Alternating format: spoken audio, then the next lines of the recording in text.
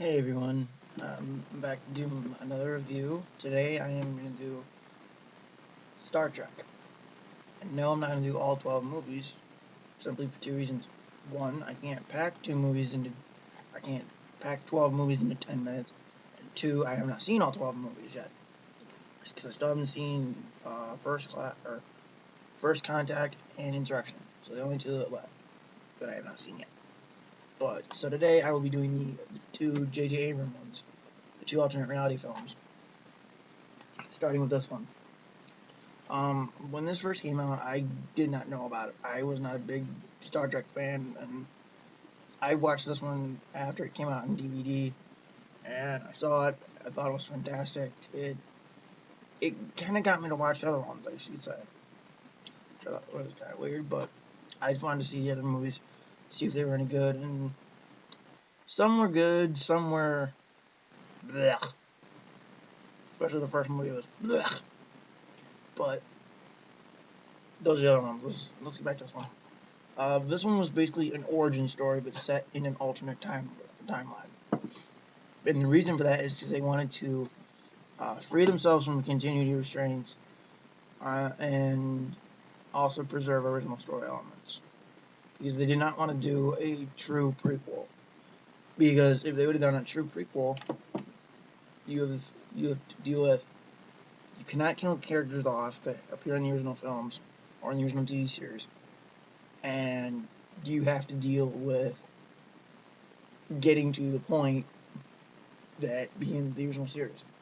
So they didn't want to have to do that. They didn't have to keep with the continuing constraints.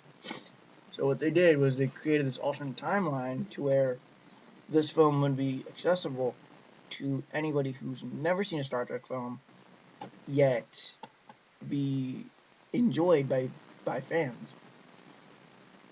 And actually, when they wrote the script, one person had seen the films and the TV show and basically everything about Star Trek, and then there was one person coming into it and not knowing a darn thing.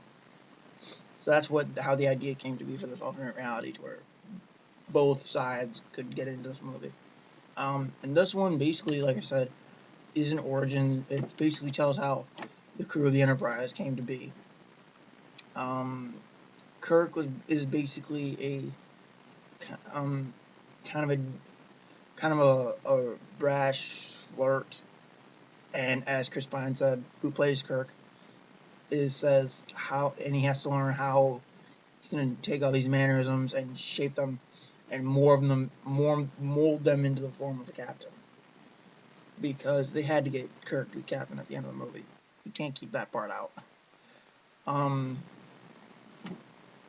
But the cast says John Cho as Ikaro Sulu, which Sulu got on the ship because the original helmsman McKenna, had lungworms, I think he said. So that's how Sulu got in. Ben Cross, don't know who he played. Bruce Greenwood is Captain Pike, Captain Christopher Pike, who becomes Admiral at the end.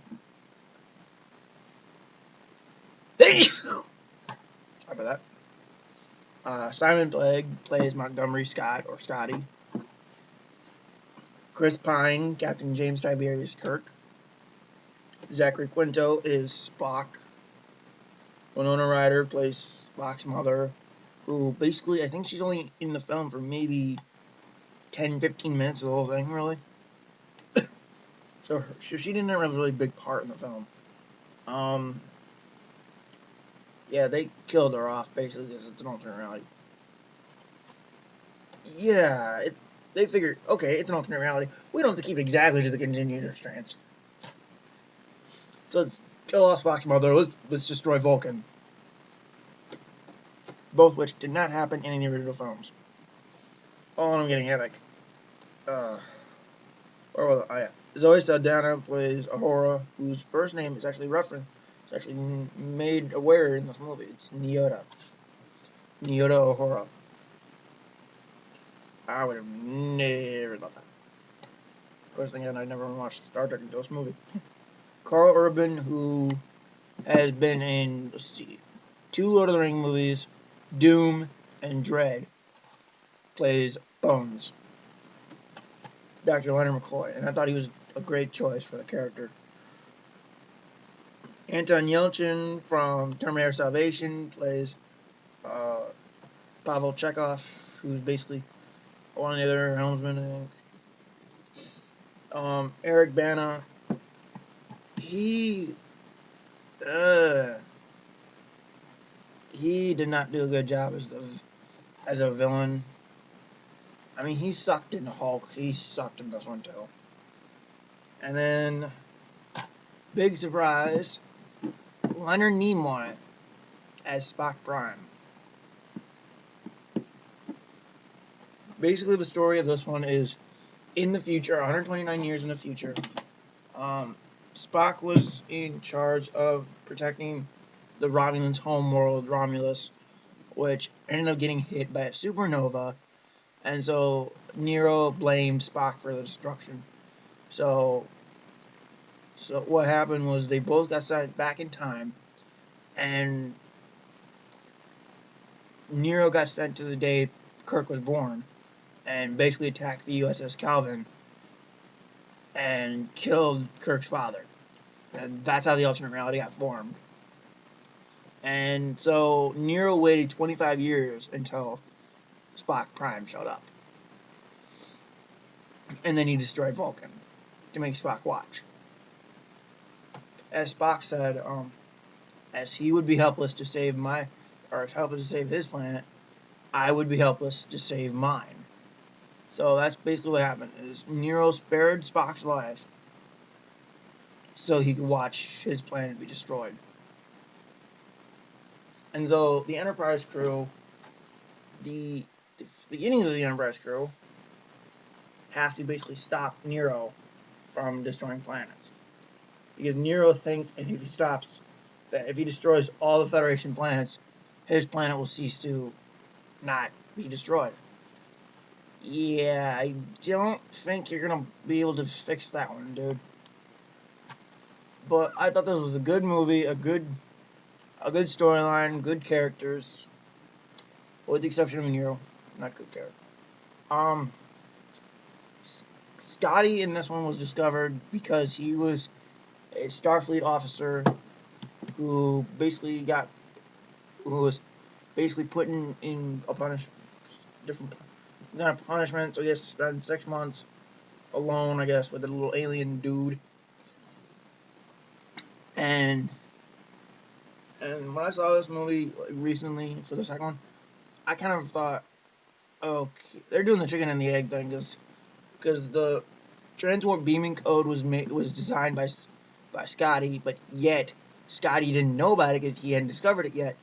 And then when old Spock came back in time, he gave the code to Scotty. So it's like one of those, okay, did Scotty discover it? Or did Spock give it to him? You know, which came first, the chicken or the egg? So, yeah. Okay. Now on to Star Trek Into Darkness. That one up. Okay. When I saw this one yesterday, I had a great time. I had a blast. However, I did notice so many references to Wrath of Khan. I'm not sure if those were deliberate references, like they meant to do it, or it just happened. Fair warning, I will spoil this movie, because I do spoilers in my videos. Big shock.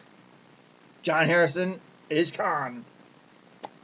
God.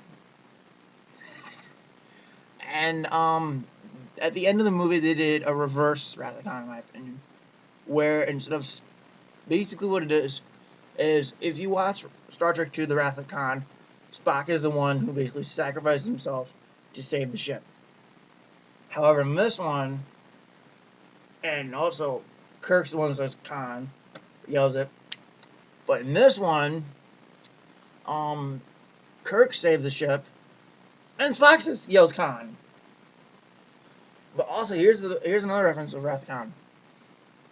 Is when Spock contacts his older self on New Vulcan,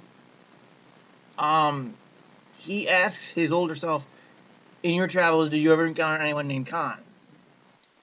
And then Spock Prime says, Khan Yun Sing, I can't remember the guy's name, the character's name. Khan is an intelligent, dangerous, is most formidable foe that the Starfleet has ever faced. He will kill you if he gets. He will not hesitate to kill you all. And so he pretty much tries to do it. He tries to kill him. But Spock also asks himself, "How did you defeat him? Or did you defeat him?" And Spock Prime replies, "At a great personal risk, yes." Now, if you saw Wrath of Khan, you knew what that great personal risk was. His own life. But overall, the movie was good. Good story, good characters. RoboCop is in the movie.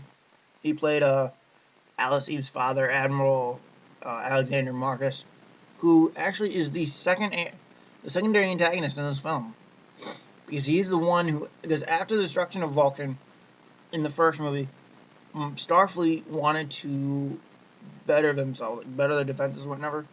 So Marcus woke up John Harrison, or Khan, to help him, but Khan thought Marcus had killed all his men, so he started a one-man war on Starfleet.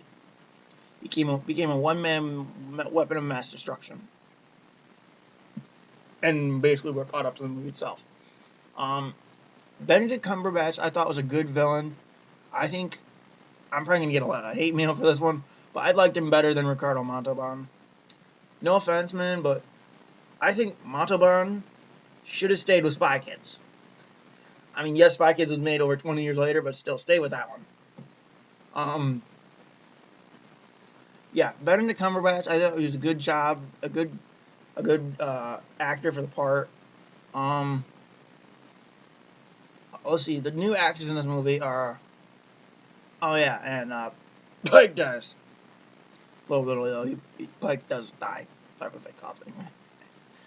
But yeah, the new actors in this one are Benedict Cumberbatch as John Harrison Khan, also Khan. Peter Weller as Admiral Alexander Marcus. Alice Eve as Dr. Carol Marcus. And then everybody else basically returns from the last one. Pine, Quinto, Cho, Saldana, Greenwood, Nimoy, everybody returns. Oh. But yeah, I like this one. I liked this one better than the last one. I mean, the last one was good. Don't get me wrong, this one was a good one. But I liked this one better. Just because I thought it was a good story, good characters, and all, and just that. The action too was good. I think there was a lot more action than this in this one than there was in the last one. And if you read online and hear interviews, J.J. Abrams saying you do not need to watch the 2009 movie to understand this one. Bullshit. Because there were a lot of stuff referenced back to from the last movie, such as the Vulcan planet being destroyed, Pike giving Jim, Kirk the Enterprise, Pike recruiting Kirk. Sorry, my sister calling. But yeah, you really do need to watch the 2009 movie first. I don't give a flying fuck what J.J. Abrams says. Okay, I've been doing this review for like 13 minutes. But yeah, these two movies by themselves were pretty good. I someday hope to watch First Contact and Insurrection just so I've seen every film. I mean, I have them on videos, I just haven't watched them yet. Because I just completed the original series just a few days ago. But I will get to those two movies someday, if not soon. So I wanted to watch the original films, get those ones out of the way first. That way, if they referenced anything in Into Darkness, which they did, they referenced Wrath of Khan, so I'm glad I watched that one. But I just wanted to watch the original films just in case they referenced anything good.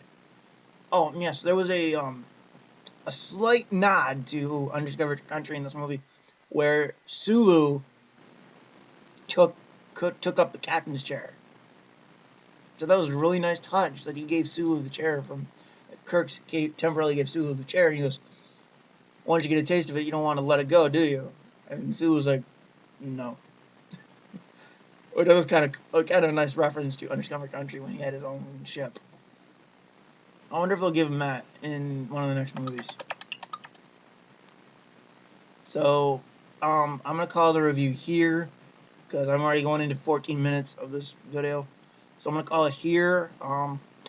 Star Trek was a damn good movie, best of the franchise, up until the new one, Star Trek Into Darkness, the new best in the franchise. Cannot wait for the third movie coming out because it's planned to be a trilogy. So I cannot wait for the third movie to be released. So